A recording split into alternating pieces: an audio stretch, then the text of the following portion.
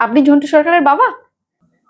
হ্যাঁ হ্যাঁ, আসুন আসুন আসুন আসুন, ভেতরে আসুন, বসুন এখানে। আপনার ছেলের বিষয়ে কিছু জানার ছিল। আপনার কোনো অসুবিধা নেই তো?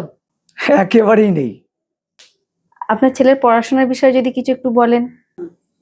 পড়াশোনা, এই ব্যাপারটা, আমার ছেলে ভীষণ সিরিয়াস এবং অসীম ধৈর্যবান।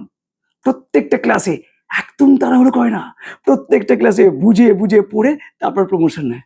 এই দেখুন না, ক্লাস 8 পর্যন্ত পড়তে গিয়ে ওর সময় লেগে গেল 22 বছর। ভাবুন, আমার ছেলে কি অসীম ধৈর্য! একটু যদি তাড়াহুড়ো করতো তাহলে আরো কয়েকটা ক্লাস পড়তে পারতো, তাই না? বুঝলাম। তো আপনার ছেলে কি কাজ করে শুনি?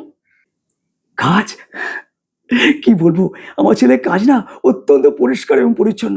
ও নোংরা একদম ভালোবাসে না। আপনার বাড়ির সামনে দেখবেন একটাও নোংরা পড়ে থাকবে না, সব পরিষ্কার পরিষ্কার পরিষ্কার।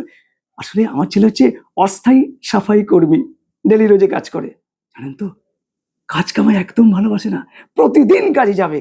তো ওই সমস্যা হচ্ছে, যদি কোনোদিন সকালে একটু লাল জল পেটে পড়ে যায়, ব্যাস সেদিন একটু ছুটির মুডে চলে যায়। তবে সপ্তাহে কিন্তু দুদিনও কাজে যাবেই যাবে। কি হলো, আপনি উঠে পড়লেন?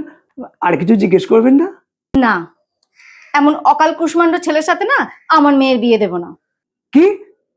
আমার ছেলে অকাল কুষ্মাণ্ডু? তাহলে আপনার মেয়ে কি? আমার মেয়ে? আমার মেয়ে না অন্নপূর্ণা ভান্ডার পায়। হুম।